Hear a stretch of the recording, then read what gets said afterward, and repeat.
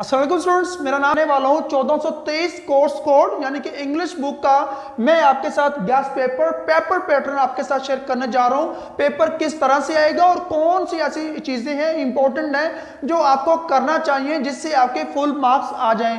तो इंशाल्लाह आज की इस वीडियो के अंदर मैं आपके साथ शेयर करने वाला हूँ वो तमाम तो पॉइंट्स जो मैंने आज की वीडियो के अंदर चार ऐसे पॉइंट बनाए हैं जो आपको समझना बहुत ही आसान होगा और मेरे लिए समझाना भी कोई भी मुश्किल काम नहीं होगा। लेकिन आप मेरे साथ एक प्रॉमिस करें कि आज की इस वीडियो को आप स्किप नहीं करेंगे और मैं आपके साथ प्रॉमिस करता हूं अगर तो जो चीजें मैं आपको बता रहा हूं अगर आप ये कर लेते हैं तो आपके 99% इंशाल्लाह जरूर मार्क्स आएंगे। तो बढ़ते हैं अपने टॉपिक की तरफ। तो दोस्तों सबसे पहले पॉइंट नंबर 1 जो मैंने आपके लिए बनाया है वो है function paper ratio. Function paper ratio में आपका जो पेपर आएगा वो आएगा 10 से 30% का पेपर आएगा, मतलब कि 100 नंबरों का जो आपका पेपर है उसमें से 10 नंबर का भी आ सकता है, 30 नंबरों का भी पेपर आ सकता है। और 10 से 30 नंबरों के लिए आपको क्या करना पड़ेगा, जो चीजें मैं आपको बताने वाला हूं वो आपने अच्छे से प्रिपेयर करनी है। हाँ दोस्तों, अगर जो मैं आपको बताने वाला हूं, जो भी पॉइंट्स आपके साथ शेयर कर रहा हूं, अगर इनमें से कोई भी चीज आपको नहीं आती तो आप मैंने कमेंट में मुझे जरूर बताना है ताकि उसके ऊपर मैं आपको लेक्चर दूं और आपको समझा सकूं कि ये क्या चीज है, इसको आपने कैसे करना है। तो पॉइंट नंबर 1 में आपने दोस्तों फंक्शन, जो चैप्टर नंबर 1 है उसमें फंक्शन और WH क्वेश्चन के बारे में बताया गया है, ये दो चीजें और उसके बाद क्वेश्चन टैग, ये 3 पॉइंट्स आप कर लेते हैं तो आप 10 से 30 नंबर लेने के लिए तैयार हो जाएंगे। और आपके 10 में से मतलब कि 10 या 10 नंबरों का पेपर आता है तो 10 के 10 आ जाएंगे, अगर 30 का आता है तो 30 के 30 इंशाल्लाह आपके नंबर जरूर आएंगे। और इन 3 पॉइंट्स में से 30 नंबर का पेपर लाजमी आता है, 30 का ना आए तो 10 का तो कंफर्म पेपर जरूर आता है। पिछले आप प्रीवियस जितने भी पेपर उठा लें, यूनिवर्सिटी हर दफा अपना पेपर पैटर्न चेंज करती है, लेकिन आपको परेशान होने की जरूरत नहीं है। ये 3 पॉइंट आप करेंगे तो 10 नंबर आपकी गारंटीड आ जाएंगे। अब बात करते हैं नंबर 2 पे। नंबर 2 पे है स्ट्रक्चर पेपर रेशियो। ये भी 10 से 30 नंबरों का होता है। 10 नंबरों का भी आ सकता है और 30 नंबरों का भी आ सकता है। इसमें दोस्तों क्या चीजें आपको करना पड़ेगी, इसमें आपको नंबर 1 पर करना पड़ेगा correct sentences according to tenses. कुछ सेंटेंस दिए होंगे उर्दू में, आपने उनको कन्वर्ट करना होगा इंग्लिश में। इंग्लिश में कन्वर्ट कैसे करते हैं, मैं इंग्लिश ग्रामर कोर्स आपको करवा रहा हूं, लेकिन कुछ स्टूडेंट्स ने का कहना था कि सर आप जो है, हमारी अपनी अकेडमी के बच्चों का भी यही कहना था कि सर पार्ट्स ऑफ स्पीच पर मैंने एक वीडियो अपलोड की थी, उसके बाद दोस्तों ने स्टूडेंट्स ने कहा था कि सर पेपरों के बाद इंग्लिश ग्रामर कोर्स जो है स्टार्ट करवाइएगा। लेकिन अगर आपको टेंसेस में थोड़ी प्रॉब्लम हो तो मैं 1 घंटा 45 मिनट जितने भी वीडियो बनी मैं बनाकर एक ही लेक्चर में वो आपको टेंस करवा दूंगा। दोस्तों बात करते हैं नंबर 2 पे, आपको करना पड़ेगा मॉडल वर्ड्स। ये भी वर्ब की तरह है, मॉडल वर्ड्स, या आपको राइट सेंटेंस, कोई सेंटेंस वगैरह बनाने होंगे, दोनों में से कुछ और आ सकता है। उसके बाद एक्टिव पैसिव वॉइस, मतलब कि एक्टिव आपको दिए होंगे उनको आपने कन्वर्ट करना होगा पैसिव वॉइस में। एक्टिव सेंटेंस दिए होंगे एक्टिव वॉइस में, आपने उनको पैसिव वॉइस में कन्वर्ट करना होगा। उसके बाद दोस्तों आपने डायरेक्ट एंड इनडायरेक्ट, मतलब कि डायरेक्ट आपको सेंटेंस दिए होंगे तो उनको आपने कन्वर्ट करना होगा इनडायरेक्ट में।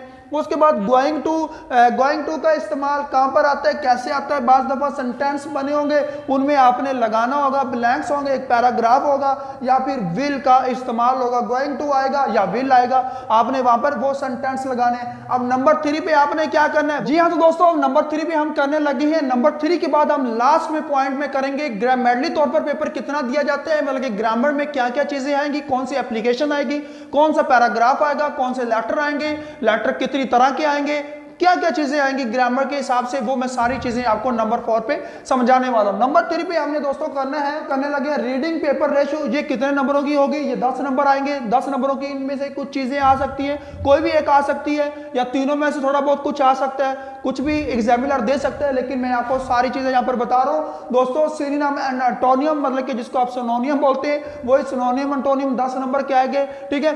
उसके बाद दोस्तों आपने डिफाइंड स्कीमिंग एंड स्कैनिंग, मतलब कि स्कीमिंग और स्कैनिंग में क्या फर्क है, इनको आपने डिफाइन करना है या आपने बताना है। स्कीमिंग और स्कैनिंग, स्कीमिंग और स्कैनिंग के बारे में। उसके बाद आपने डिफाइन द मेन आइडिया, मतलब कि एक तरह का मॉरल होता है, मेन टॉपिक आपने बताना है। कोई भी पैराग्राफ या कोई भी स्टोरी दी गई है उसका मेन आइडिया आपने देना है। उसके बाद टॉपिक सेंटेंस, इसमें से मतलब कि या ये आ सकता है या ये आ सकता है। उसके बाद टॉपिक स्पोर्टिंग डिटेल, या इस तरह से आपसे पूछा जा सकता है।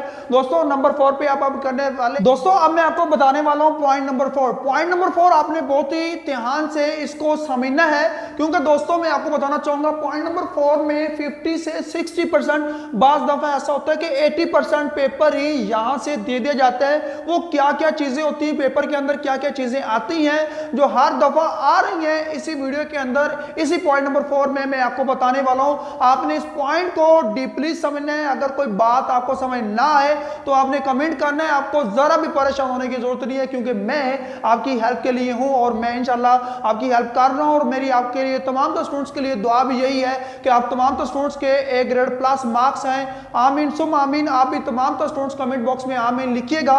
हो सकता है किसी नेक्स्ट स्टूडेंट्स की आमीन लिखने से मेरी दुआ कबूल हो जाए, और इंशाल्लाह मेरी दुआ जरूर कबूल होगी। तो जी बिल्कुल दोस्तों, पॉइंट नंबर 4 की तरफ आते हैं। सबसे पहले नंबर 1 पर मैंने यहां पर लिखा है, क्या लिखा है, राइटिंग पेपर रेशियो, जो है हमारा आता है 50 से 60%, मतलब कि पेपर हमारा यहां से आ जाता है। इसमें हमें दिया जाता है लेटर भी 2-3 तरह के हैं। पहले आपने 9th क्लास में जो लेटर किए थे वो और तरह के थे, फर्स्ट ईयर में लेटर किए वो और तरह के, इतने ज्यादा आपने डीपली नहीं किए। तो यहां पर दोस्तों इनफॉर्मल पर्सनल लेटर, मतलब कि या इनफॉर्मल लेटर आ जाता है, जो कि पर्सनल लेटर आ जाता है। तो इनफॉर्मल पर्सनल लेटर के अगर आपको समझ नहीं तो ये क्या है, तो इसके ऊपर मैं एक लेक्चर आपको प्रोवाइड कर दूंगा।